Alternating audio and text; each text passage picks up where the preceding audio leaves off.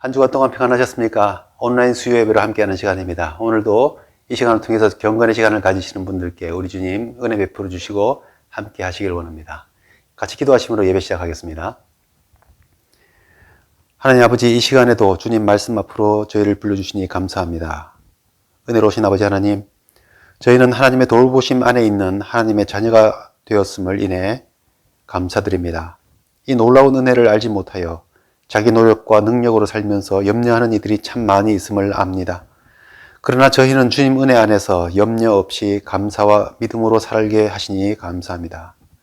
주님, 그러나 자주 저희는 주님을 올바로 바라보지 못해 세상의 염려와 풍랑에 빠질 때가 많습니다. 세상 사람들과 똑같이 마음과 눈길과 생각이 분산되고 주님과 주님 나라의 일에 집중하지 못하여 물결에 빠져들어 버립니다. 염려 때문에 서로를 향하여 비판하고 화내고 원망할 때가 많습니다. 이러한 저희들에게 주님을 향한 믿음과 주님의 뜻에 대한 열정을 회복시켜 주옵소서. 오직 주님의 나라와 주님의 뜻을 구할 때에 모든 염려를 이길 수 있음을 믿고 주님의 손길 아래에서 염려가 아닌 능력의 삶을 사는 저희가 되게 해 주옵소서. 오늘도 우리의 모든 성도들을 위해 기도합니다. 질병의 상황 속에서 모든 성도들의 안전과 건강을 보호해 주옵소서. 아픈 가운데 있는 지체들이 주님의 빛을 비추사 회복과 치유를 얻게 하시고 삶의 모든 필요를 채워주시고 주님을 항상 중심에 모시고 주님의 사랑으로 한마음 되는 화목한 가정, 화평한 교회 되게 인도해 주옵소서. 오늘도 이 영상을 통해 예배드리며 시간을 주님께 드리는 성도들의 마음과 정성을 기쁘게 받아 주옵소서. 예수님 이름으로 기도드립니다. 아멘. 우리 찬송가 183장 빈들의 마른 풀같이 함께 찬송하시겠습니다.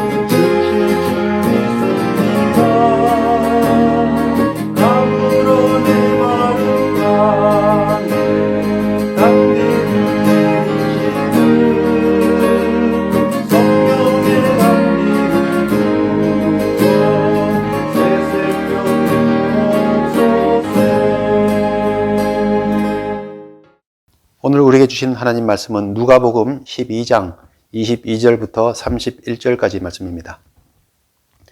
또 제자들에게 이르시되 그러므로 내가 너희에게 이르노니 너희 목숨을 위하여 무엇을 먹을까 몸을 위하여 무엇을 입을까 염려하지 말라. 목숨이 음식보다 중하고 몸이 의복보다 중하니라. 까마귀를 생각하라. 심지도 아니하고 거두지도 아니하며 골방도 없고 창고도 없으되 하나님의 기르시나니 너희는 새보다 얼마나 더 귀하냐. 또 너희 중에 누가 염려함으로 그 키를 한 자라도 더할 수 있느냐? 그런즉 가장 작은 일도 하지 못하면서 어찌 다른 일을 염려하느냐? 백합화를 생각하여 보라. 실도 만들지 않고 짜지도 아니하느니라. 그러나 내가 너희에게 말하노니 솔로몬의 모든 영광으로도 입은 것이 이 꽃 하나만큼 훌륭하지 못하였느니라. 오늘 있다가 내일 아궁이에 던져지는 들풀도 하나님이 이렇게 입히시거든 하물며 너희일까 보냐. 믿음이 작은 자들아. 너희는 무엇을 먹을까 무엇을 마실까 하여 구하지 말며 근심하지도 말라. 이 모든 것은 세상 백성들이 구하는 것이라. 너희 아버지께서는 이런 것이 너희에게 있어야 할 것을 아시느니라. 다만 너희는 그의 나라를 구하라. 그리하면 이런 것들을 너희에게 더하시리라. 아멘. 예수님께서 염려하지 말라 하시는 말씀으로 교훈을 주셨습니다. 그리고 예수님께서 기억의 상징으로 사용하신 동물이 까마귀입니다. 까마귀를 생각해 보라. 우리는 항상 나보다 힘든 사람, 나보다 어려운 처지에 있는 사람, 나보다 더 가지지 못한 사람을 생각하면서 그보다 나은 것을 감사하고 그보다 더 가진 것을 감사하게 생각합니다. 예수님께서 까마귀를 생각하라 하실 때에도 우리는 거의 자동적으로 그렇지, 나는 까마귀보다 더 귀한 존재이지 라고 생각하면서 나보다 못한 까마귀도 돌보시는데 하물며 하나님께서 나를 더 귀하게 여기시며 돌보시지 않겠는가, 이렇게 생각하기 쉽습니다. 그런데 우리가 매사에 이렇게 비교적으로 생각하게 되면 그 비교하는 태도로 감사의 조건을 찾게 되면은 다른 상대주의적인 관점으로 또 다른 염려와 걱정을 갖게 됩니다. 만일 나보다 더 나은 사람을 만난다면, 또 나보다 더 훌륭한 사람들을 본다면, 그런 사람들을 예를 들게 된다면 어떤 마음이 들겠습니까? 너는 하나님 믿고서도 이것밖에 안 되겠느냐고, 너는 신앙을 가지고 교회를 다녔는데도 이거밖에 이루지 못하느냐 하는 기분이 들 때 어떻게 하시겠냐는 겁니다.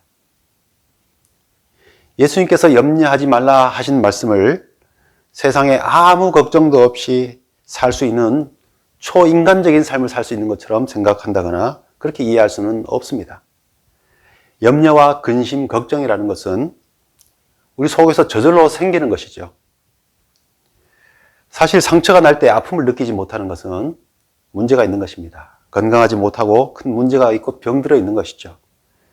사람이 이 세상을 살면서 염려나 걱정이나 근심을 전혀 느끼지 못한다면 그건 정상이 아닙니다. 문제가 있거나 병든 겁니다. 통증을 느껴야 그 상처 부위에 치료라는 것들을 하는 것처럼 우리 마음속에 염려, 걱정, 근심이라는 어떤 느낌을 가질 줄 알아야 그런 일에 대해서 대비하고 또 해결하는 일들을 할 수 있게 되는 것입니다. 내일 선생님 만나서 숙제를 내야 되는데 아무 걱정 없이 태평하게 놀고 있는 자녀를 한번 생각해 보시죠. 문제가 있는 겁니다. 직장에 들어가기 위해서 내일 면접, 인터뷰를 앞두고 있는데 오늘 아무런 생각 없이 태평하게 있다면 이 사람 문제 있는 것이죠. 저절로 내일 숙제 있는데, 내일 인터뷰 있는데, 긴장하는 마음, 좀 불안한 마음, 걱정도 느껴야 대비하고 준비해서 내일 가서 숙제도 내고 인터뷰도 잘하고 그런 것 아닙니까? 그러므로 예수님께서 염려하지 말라 하신 말씀을 염려, 걱정, 근심 이런 것을 부정적이라고 간주하고 나쁜 것이라고 여기면서 그런 느낌은 전혀 가지면 안 되는 것이 그리스도인의 삶이라고 생각한다면 오해가 있는 것입니다.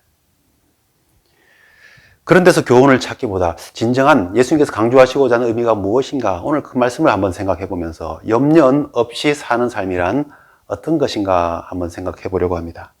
그래서 생각해 볼 것이 예수님이 말씀하신 염려가 무엇인가, 그리고 왜 염려하지 말라고 말씀하시는가, 그리고 염려 없는 삶이란 어떤 것인가 한번 생각해 보겠습니다. 먼저 염려가 무엇입니까? 성경에서 염려라고 하는 단어는 헬라어로 메림나테라는 말입니다. 이것은 메림나오라는 나눈다라는 말과 마음이라는 단어가 합쳐진 명사입니다. 그래서 마음이 나눠지고 분산된 것이 염려입니다. 염려하면 마음이 나누어진다 하는 의미가 되겠죠? 염려는 우리의 생각을 갈라놓습니다. 집중력을 분산시키고 반토막 내버립니다. 우리의 시각을 분산시키고 우리 마음을 사방팔방으로 흩어버립니다. 우리가 염려가 무엇인지를 이렇게 염려란 무엇이다 라고 정의할 수도 있지만 염려의 반대말을 통해서 생각해 볼 수도 있겠어요. 염려의 반대말이 무엇이라고 생각합니까? 어떤 사람은 염려의 반대말은 감사다라고 말합니다. 염려는 나만 보게 하고 내 일만 집중하게 하지만 감사는 주위를 둘러보게 하고 나에게 은혜를 베푸는 사람들을 돌아보면서 내 마음을 더 넓게 하고 편안한 관계로 만들어주기 때문이다 라고 설명합니다. 또 염려의 반대말이 무엇인가에 대해서 염려의 반대말은 믿음이라고 말하는 분도 있습니다. 그렇습니다. 돈이나 내가 가진 능력이나 내가 가진 힘이 무엇인가를 보고 그것이 부족하다고 느낄 때에 내가 걱정하고 염려하는 것이다 라는 거죠. 즉 내가 가진 권력, 힘을 믿고 있기 때문에 그것이 부족하다 느끼면 염려가 되는 것이죠. 그래서 그런 염려를 이기는 법은 더 큰 능력을 믿는 것. 즉 가장 큰 능력은 하나님의 능력인데 하나님을 믿는 믿음이 그 염려의 반대말인 이유가 그것이다 라고 말하는 것이죠. 여러분들은 각자 또 어떻게 생각하십니까? 저는 염려의 반대말을 하나님의 평강이라 생각합니다. 하나님의 평강. 그냥 평강이 아니라 하나님의 평강이라고 꼭 하나님이 들어가야 되는 거죠. 빌립보서 4장 6절에서 7절 말씀에 아무것도 염려하지 말라 말씀하시죠. 그러면서 우리 구할 것을 감사함으로 하나님께 아뢰라. 그리하면 뭐라 그럽니까? 하나님의 평강이 그리스도 예수 안에서 너희의 마음과 생각을 지키시리라. 그렇게 말씀합니다.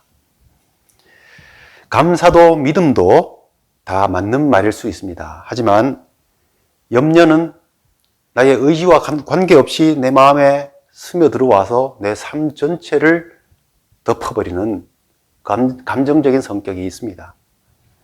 감사도 믿음도 감정적인 요소가 분명히 있지만 감사와 믿음은 좀 더 의지적인 면이 또 있습니다. 이렇게 한번 생각해 보시죠. 내가 염려해야지 하고 한번 결심해야 한다고 생각해 보십시오. 어색하지 않습니까? 염려는 내 의지와 관계없이 내 마음을 덮어버립니다. 그리고 염려 때문에 제대로 생활을 하지 못하죠. 올바로 바라보지 못합니다. 큰 원인이 되는 여러 가지 어려움을 느끼게 되는 부정적인 삶의 원인이 되는 것이 염려입니다. 좀 감정적인 면이 더 강하죠. 감사해야지, 믿어야지 한번 해보시죠. 이것은 되죠. 어색하지 않습니다. 내 마음먹기에 따라서 어떤 상황 속에서도 감사할 수도 있고 또 누군가를, 어떤 일을 믿을 수도 있습니다. 감정적인 면이 좀 있지만은 의지적인 부분이 분명히 강하죠. 그런데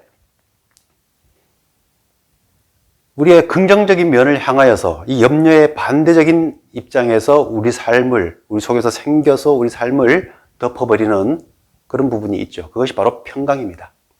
우리 마음에 평강이 있으면 감사가 나옵니다. 내 마음이 평안하면 무언가에 대해서 더 잘 올바로 보고 올바른 믿음을 가질 수 있게 되겠죠. 그러니까 평강이 염려의 반대말이 되겠습니다. 그런데 평강에는 가짜 평강도 있습니다. 모든 상황이 좋을 때 갖는 평강이라는 게 있죠. 어느 정도 돈도 좀 있고 내가 건강하고 자식들이 참 성공적으로 잘 살고 있고 모든 일들이, 하는 일들이 잘 풀어지고 잘 되고 있을 때에 우리의 마음은 평강합니다. 그런데 만약에 그것에 우리의 평강의 근거를 두고 있을 때는 반대 상황을 놓게 되면 바로 염려로 바뀌게 되는 것이죠. 이런 것을 잃어버리면 어떡하지? 어느 순간 내가 건강을 잃고 쓰러지면 어떡하지? 잘 살고 있던 내 자녀가 어느 날 갑자기 어려움을 겪고 망하면 어떡하지? 평강 중에도 그런 조건적인 평강을 가질 때에는 곧 잃어버릴 수 있는, 염려로 바뀌어버릴 수 있는 가짜 평강이 있다 하는 것입니다. 정말 참된 평강은 하나님의 평강입니다. 하나님의 평강은 어떤 상황 속에서도 우리 마음, 내 마음 평안하다라고 할 수 있는 것이 하나님의 평강입니다. 항상 좋을 수 없는 것이 우리의 인생인데 염려한다 하는 것은 지금 상황이 좋지 않다는 것을 말하는 건데 그때도 내 마음이 평강할 수 있느냐 하는 것입니다. 그렇기 때문에 염려의 반대말은 그냥 평강이 아니고 반드시 하나님의 평강이라고 해야 된다 하는 것이 저의 생각입니다. 하나님의 평강은 우리 모든 생각을, 모든 상황들을 뛰어넘을 수 있게 하시는 평강이 됩니다. 내 마음과 내 생각이 하나님의 평강으로 다 덮이게 되면은 내가 생각하는 것이, 내가 말하는 것이, 내가 다른 사람들과 대화하며 관계를 맺는 것이 정말 감사와 신뢰와 열려진 관계와 올바른 관계가 되는 것이기 때문입니다. 이렇게 염려의 정의와 또 염려의 반대말을 생각해 봄으로써 예수님께서 하신 이 염려의 말씀의 뜻이 무엇인지를 우리가 생각해 볼 수 있는 것이죠. 염려는 온전한 마음이 아니라 나누어진 마음입니다. 염려는 우리의 생각과 우리의 시각이 분산되고 흩어져서 올바로 생각하지 못하고 올바로 바라보지 못하는 것을 말합니다. 염려는 우리가 집중해야 할 것을 집중하지 못하고 집중하지 못할 필요 없는 것에 집중하게 하는 집중력 분산입니다. 염려는 하나님이 아닌 다른 것들을 의지하는 것이죠. 내가 가지고 있는 돈, 능력, 건강을 의지하게 하는 것이죠. 하나님 아닌 다른 것을 믿는 것을, 더 의지하는 것을 우상이라고 말하죠. 말하자면 우리 염려는 곧 우상 숭배가 되는 것입니다. 그래서 예수님께서 참 귀한 교훈을 주시는 많은 말씀 중에 이 염려 부분을 이렇게 강조하고 계신 것입니다. 자, 이렇게 염려가 무엇인가라고 알게 될 때 왜 예수님께서 저절로 생긴다고 했던 이 염려를 하지 말라고, 염려하지 말라고 말씀하시는가? 오늘 말씀은 그 원인을 잘 설명해 주고 계시죠. 먼저는 음식과 의복보다 더 소중한 것이 우리의 목숨과 우리의 몸이라는 것이죠. 우리가 염려하는 대상이 사실은 정말 중요한 것이 아닌 것이 많다는 것입니다. 22절 말씀에 목숨이 음식보다 중하고 몸이 의복보다 중하지 아니하냐라고 하셨습니다. 염려는 우리의 생각을 분산시키다고 했습니다. 우리의 시각을 올바른 것을 보지 못하게 하고 우리가 집중해야 될 것을 집중하지 못하게 한다고 했습니다. 그러다 보니 사실 몸이 더 중요하고 목숨이 중요한데 옷과 먹을 것이 더 중요한 줄 알고 거기만 집중하게 만드는 것이죠. 우리가 그렇게 생각하면서 더 중요하지도 않은 사소한 문제를 놓고 더 중요한 내 옆에 사람들, 나의 형제 자매들, 내 이웃을 원망하고 또 예민하게 굴면서 상처를 주고 별거 아닌 일로 다투는 때가 얼마나 많습니까? 그래서 심지어는 지나가는 사람에게까지 화를 내면서 묻지마 폭행까지도 일어나고 있는 것입니다. 두 번째 염려하지 말라는 이유는 우리가 하나님의 자녀이기 때문입니다. 24절, 27절, 이 30절 말씀을 우리가 보면은 공중의 새도 먹이시는 하나님. 그런데 우리는 하나님의 자녀이기 때문에 그것을 돌보시는 하나님이 자녀를 안 돌보시겠느냐 하는 겁니다. 우리가 새보다 더 중요하고 들의 풀보다 더 중요하다라고 하는 상대적인 비교를 말씀하시는 것이 아닙니다. 저 공중의 새와 꽃들도 돌보신다면 하물며 자녀인 우리를 돌보시지 않겠느냐 하는 것입니다. 세속의 근심은 세상 백성들이 하는 일이고 하나님의 자녀의 모습이 아니기 때문에 염려하지 말라 하시는 겁니다. 세상의 모든 사람들이 다 소중합니다. 믿는 자든 믿지 않는 자든 다 소중하고 하나님께서는 다 돌보고 계신다는 거죠. 그런데 우리는 예수 그리스도를 믿음으로써 하나님의 자녀가 된 사람들입니다. 다 소중한데 자녀인 우리를 사랑하시고 소중히 여기시고 돌보시는 것은 더 당연하지 않느냐는 것입니다. 그런데 왜 염려하느냐 하는 것이죠. 우린 그저 공중의 한 마리의 새, 저 들에 있는 많은 꽃들 중에 한 포기, 혹은 세상 60억, 70억 인구 중에 사소하고 먼지 같은 한 명이 아닙니다. 우리는 한 사람 한 사람이 예수 그리스도 안에서 하나님의 자녀입니다. 우리가 하나님의 자녀이기 때문에 우리를 돌보시는 하나님의 자녀이기 때문에 염려할 필요가 없다고 말씀하시는 겁니다. 세 번째 우리가 염려할 필요 없는 이유는 염려 자체가 우리에게 아무런 유익이 되지 못하기 때문이다 하셨습니다. 25절, 26절 말씀에 너희가 염려함으로 키를 한 자라도 더하느냐. 가장 작은 일도 하지 못하면서 어찌 다른 일들을 염려하느냐. 그렇게 말씀하십니다. 이 키를 우리 사람의 키로 해석할 수도 있고 또 우리의 생명이라고도 해석할 수 있습니다. 어쨌든지 간에 우리가 염려한다고 해서 내 키가 1cm라도 1인치라도 커집니까? 우리가 염려한다고 해서 내가 1초라도 생명을 연장할 수 있는 것입니까? 그럴 수 없다는 것이죠. 염려 자체가 우리에게 아무런 능력이 될 수 없다는 것입니다. 우리는 하나님의 돌보심과 은혜로 살아가는 존재입니다. 그렇기 때문에 우리는 인간적인 염려 자체로서 뭔가를 할 수도 없는 그 일에 우리의 마음을 빼앗기는 것 아무 유익이 없는 것이죠. 그렇기 때문에 염려하지 말라 하셨습니다. 그리고 마지막으로 염려는 근본적으로 믿음이 없다는 뜻이기 때문에 염려하지 말라 하는 것입니다. 하나님께서 우리에게 필요한 것을 다 아신다고 하셨습니다.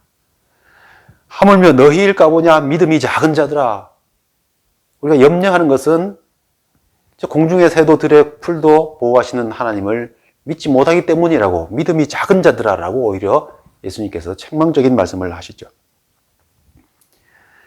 우리가 이 세상 모든 것들을 조금만 살펴보면, 야, 저렇게 나무도 돌보시고 저 산들과 이 온 우주 만물들을 하나님께서 돌보고 계셔서 이 모든 것들이 존재하고 계시는데 하물며 자녀인 나를 돌보시지 않겠느냐 라는 믿음이 있어야 염려를 이길 수가 있는데, 염려한다는 것은 곧 하나님께 대한 믿음이 없다는 뜻이 되는 것이죠. 그래서 예수님께서는 염려하지 말라고 하시는 겁니다. 너희 아버지께서는 이런 것이 너희에게 있어야 할 것을 아시느니라 하셨습니다. 우리가 믿음이 적을 때에, 하나님께서 아신다는 사실을 잊어버릴 때에 우리는 염려하게 되는 것이죠. 그러면서 오히려 어디에 집중하라는 것입니까? 하나님을 신뢰함으로써 하나님의 나라와 그 일에 집중하라고 하시는 겁니다. 염려가 우리의 마음을 덮어서 집중력을 잃어버리고 이 세상적으로 염려할 필요가 없는 일들, 우리에게 아무 유익도 주지 못하는 것에 우리 마음이 빼앗겨서 염려하지 말고 이 모든 것들을 주시는 하나님을 바라보고 하나님의 뜻을 위한 일에 우리의 마음을, 우리의 생각을 집중하라, 그렇게 말씀하시죠. 염려하지 않는 삶이란 어떤 것입니까? 저절로 올라오는 이 감정을 갖지 말라, 그런 뜻으로 우리가 해석할 수 없다고 아까 말씀드렸죠. 그럼 염려하지 않는다는 삶이 어떤 모습입니까? 아무것도 염려의 감정과 그런 느낌을 갖지 않는다는 것이 아니죠. 아무것도 염려하지 말고 하나님께 아뢰라, 빌립보서 4장 6절 7절에서 말씀하셨습니다.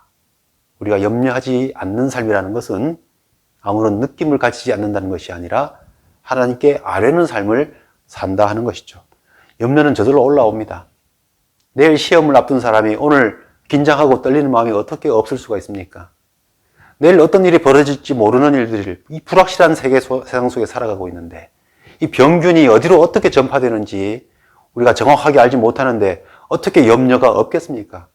염려하는 마음이 있으니 마스크도 끼고 백신도 맞고 그런 거 아닙니까? 그런데 염려하지 말라 하는 말씀이 무슨 말씀입니까? 아무런 느낌을 갖지 말라는 뜻이 아니라는 것이죠. 염려하지 않는다는 것은 이 불확실한 모든 상황들, 걱정되고 염려가 될 만한 많은 위험한 요소들과 알지 못하는 내일과 복잡한 일들, 예측하지 못하게 다가온 어려움과 힘든 일들을 만났을 때에 우리가 하나님께 이 문제를 아뢰는 것이 염려하지 않는 삶이라는 것입니다. 상처가 나면 우리는 당연히 약을 찾죠. 그래서 상처에 약을 바르고 그리고 반창고를 붙이는 일들을 당연히 하지 않습니까? 염려라는 증세를 느끼면 우리 하나님을 믿는 사람은 첫 번째 증세가 구글 검색해서 도와줄 사람을 찾아가지고 어떤 사람과 능력에 도움을 받아가지고 이 문제를 해결해야겠지라고 생각하기 이전에 하나님께 아뢰는 것입니다. 하나님, 제게 이런 문제가 있는데요. 이런 일이 생겼는데요. 어떻게 하면 좋겠습니까? 하면서 주님께서 우리에게 주신 생각과 능력을 따라서 구글 검색도 해보고 또 아는 사람들과 서로 의논도 해보고 상의도 하면 모든 것을 합력하여 이루신 하나님의 은혜의 손길을 우리가 경험하게 되는 것이죠. 첫 번째 드는 마음은 하나님께 아뢰는 것이 되어야 된다 하는 것입니다. 염려가 없다는 것은 하나님께 아뢰는 삶, 기도하는 삶을 산다 하는 것입니다. 두 번째, 염려하지 않는 삶이라는 것은 탐심을 버리는 삶이라는 것이죠. 탐심을 버리고, 내 개인적인 탐심을 버리고 하나님께 대하여 부요한 삶을 사는 것입니다. 무슨 말씀인가? 오늘 본문 말씀 앞에 예수님께서는 이 재물에 관련된 사건을 말씀하신 부분이 나옵니다. 어떤 사람이 찾아와서 내 형에게 이야기해서 그 유산을 나누게 해 주십시오 라고 말합니다. 그때 예수님께서 이 사람아, 내가 너에게 재판관이나 재물 나눠주는 사람으로 와 있느냐라고 말씀하시죠. 그러면서 삼가 탐심을 물리치라. 사람의 생명이 그 소유에 넉넉한 데 있지 아니하느니라 라고 말씀을 하십니다.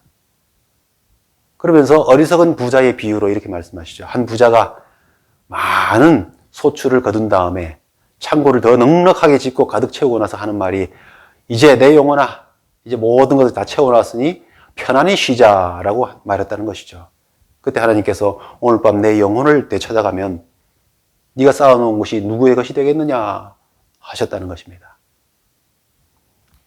이렇게 자기 재물에 집중하고 거기에 집착하고 자기에게 넉넉하면서 하나님에 대해서 하나님의 일에 대하여 부요하지 못한 자가 이런 어리석은 자와 같다 예수님께서 말씀하신 장면이 있습니다. 그러면서 오늘 본문으로 이어지는데 본문 시작이 이렇죠. 제자들에게 말씀하셨다 하는 것입니다. 예수 그리스도를 믿는 사람들의 마음속에 그 탐심을 가지고 재물과 그 소유의 넉넉함, 자기의 재물과 자기에 대하여 부유하게 살게 되면 하나님께 대하여 부유한 삶을 살지 못하게 되고 그러면 염려함에 빠지게 된다는 것이죠. 근데 그런 염려가 사람들로 하여금 하나님의 일이 아닌 다른 일에 힘쓰게 만든다는 것이죠. 제자들이 아차하는 순간에 자기 탐심을 가지고 자기 일에 집중하게 된다는 것입니다. 하나님의 나라와 복음을 위해서 살아야 될 주님의 제자들이 어느 순간에 재물을 따라가고 있는 것이죠. 처음에는 그런 마음이 아니었는데 점점 넉넉하게 쌓인 다음에 하나님의 사명, 하나님의 일을 잊어버리고 내가 가지고 있는 내 많으니까 좀 나눠주지 하나님의 뜻인지 자기 영광을 위한 일인지 혼란에 빠지고 맙니다. 이 제자들 가운데 아직까지 주님의 마음이 뭔지 잘 몰라서 좌우편에 누가 앉을 것인지 주님의 때에 나는 어떤 것을 얻게 될지 또 주님을 따라가다 보면 내가 무엇을 먹고 무엇을 입게 될 것인가 염려하는 자들이 있다는 것이죠. 그런 마음으로는 하나님의 뜻을 이룰 수 없다는 것입니다. 그래서 그런 사소한 데서부터 탐심을 버리고 하나님의 나라의 일에 집중하라. 하나님께 대하여 부유하라 하는 것이죠. 우리가 매 삶에 하나님께 대하여 부유한 마음, 하나님의 사명에 대하여 나의 삶과 내가 가진 것들과 하나님께서 내게 주신 것들을 쓰는 일에 우리가 인색해서는 안 된다는 것입니다. 그것이 염려 없이 살아가는 삶의 모습이라는 것입니다. 그리고 마지막 세 번째, 염려 없이 산다는 것은 하나님을 바라보는 삶이라는 것입니다. 오늘 말씀 제목이 까마귀를 생각해보라 한 이유가 그것입니다. 까마귀는요, 성경에 기본적으로 레위기 말씀을 통해서 본다면 부정적인 시체의 위를 떠돌고 있기 때문에 부정적인 짐승으로 분류되긴 합니다. 하지만은 이 까마귀가 어떻게 쓰임받았는가를 생각해 보면은 이 까마귀를 생각할 때마다 이 특별한 면을 보게 되죠. 우리 구약 성경에 있어서 까마귀의 모습이 이름이 떠오를 때마다 제가 떠오르는 것은 두 가지 사건입니다. 첫 번째는요, 노아 홍수 때의 모습이죠. 노아 홍수 40일 주야로 비가 쏟아진 다음에 이제 물이 점점 마르기 시작할 때에 하나님께서 이런 말씀을 시작합니다. 창세기 8장 1절에 하나님이 노아와 그와 함께 방주에 있는 모든 들짐승과 가축을 기억하사 하나님이 바람을 땅 위에 불게 하심에 물이 줄어들었고 그렇게 말씀합니다. 하나님께서 기억하시고 돌보셔서 이제 온 세상을 덮었던 물을 점점 줄어들게 하셔서 다시 살게 하시기 위해서 돌보시는 일이 시작되는데 그때에 모든 짐승과 가축들과 노아의 가족들을 돌보셨다라고 시작하죠. 그리고 그 일에 첫 번째 쓰임받는 동물이 바로 까마귀입니다. 노아가 창문을 열고 혹시 마른 땅이 있는지 알기 위해서 까마귀를 내놓았습니다. 그리고 8장 7절 보시면은 그 까마귀가 땅이 마를 때까지 방주와 그 땅 사이를 왔다 갔다 왕래하면서 날았다고 되어 있습니다. 망망대해 오직 방주 하나만 있는 세계를 상상해 보시죠. 그리고 그 위에 까마귀 한 마리가 날아다닙니다. 저는 이 까마귀를 통해서 이제 비는 그치고 살 수 있는 땅을 다시 돌려주시기 위해서 바람을 일으키고 돌보시고 기억하시는 하나님을 연상하게 됩니다.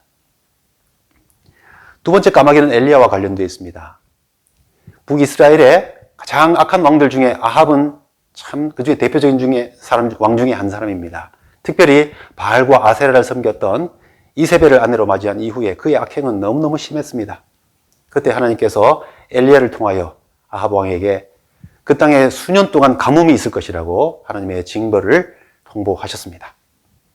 이때 아합이 하나님의 말씀을 전해 듣고 반성하는 것이 아니라 엘리야를 해치려고 하는 것이죠.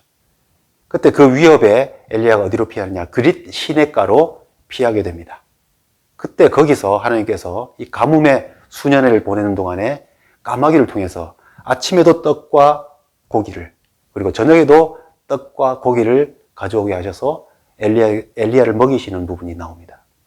그래서 까마귀 그러면 하나님의 도구, 하나님께서 하나님의 일을 하시기 위해서, 돌보시기 위해서 사용하셨던 그런 새로 떠오르는 것이고, 그것을 통해서 하나님의 사람들이 돌보심을 입었던 것을 떠올리게 됩니다. 예수님께서 까마귀를 생각해보라 라고 말씀하실 때에 이스라엘 백성들은 그 까마귀가 어떤 습관을 가지고 있고 그들의 세계 속에, 특별히 하나님의 세계 속에 어떤 역할을 했는지 안다는 것이죠. 그래서 까마귀를 생각해보라 라고 하는 말은 새와 나를 비교해서 누가 더 중요하냐, 그렇지 못하냐, 그런 상대적인 비교의 의미라기보다도 까마귀를 생각하면 이제 믿는 우리도 생각나죠. 아, 그 창세기 때 마른 땅을 발견하게 하시려고 왕래하게 하셨던 그 까마귀. 하나님의 사람을 돌보시고 지키시기 위해서 떡과 고기를 운반해 주던 그 까마귀. 하나님께서 은혜의 도구, 돌보심의 도구로 쓰셨던 그 까마귀를 생각하라는 겁니다. 즉 말하자면 우리가 염려 없이 산다라고 할 때 까마귀를 생각해보라 하는 것은 우리를 돌보시는 하나님을 바라보라 하는 의미가 되는 것이죠. 지금 염려함으로 마음이 흩어진 분이 계십니까? 세상에 염려할 일이 참 많습니다. 정말 걱정거리라고 할 수 있는 일들이 너무너무 많습니다. 그런데 오늘 예수님께서는 먹고 입고 하는 그런 가장 기본적인 일에서부터 어떤 일에조차도 염려하지 말라 말씀하십니다. 염려의 감정을 느끼지 말라는 것이 아니라 기도하라. 하나님께 아뢰라는 말씀이죠. 우리 마음이 그런 물질적인 것들로 지배받아서 그 탐심으로 인하여 우리가 위축되어서 하나님의 일에 주저하고 하나님께 대하여 가난한 삶을 살지 말라 하는 것입니다. 하나님의 나라와 하나님의 의를 위해서 교회를 사랑하고 이웃을 사랑하며 이 세상을 섬기는 일에 결코 인색해지지 말라 하는 말씀입니다. 극단적으로 예수님을 배반했던 가룟 유다와 같은 그런 세상의 물질의 염려로 내 마음을 뺏기지 말라 하는 말씀입니다. 반대로 하나님의 자녀로 살라 하는 것입니다. 모든 것을 아시고 돌보시는 하나님을 믿고 하나님의 일에 집중할 줄 아는 하나님의 자녀가 되는 삶을 살라 하는 것입니다. 까마귀를 생각하라 했습니다. 하나님의 역사와 돌보심을 기억하는 우리가 되어야 되겠습니다. 우리의 신분을 똑바로 바라보는 그런 말씀으로 생각하면서 염려가 들 때마다 까마귀를 생각해보라 하신 주님의 말씀을 기억하면서 염려를 이기는 삶, 하나님의 자녀의 삶을 사는 우리가 될 수 있기를 원합니다. 하늘에 계신 우리 아버지여, 이름이 거룩히 여김을 받으시오며 날에 임하옵시며 뜻이 하늘에서 이룬 것 같이 땅에서도 이루어지이다. 오늘날 우리에게 일용할 양식을 주옵시고 우리가 우리에게 죄 지은 자를 사하여 준 것 같이 우리 죄를 사하여 주옵시고 우리를 시험에 들게 하지 마옵시고 다만 악에서 구하옵소서. 대개 나라와 권세와 영광이 아버지께 영원히 있사옵나이다. 아멘.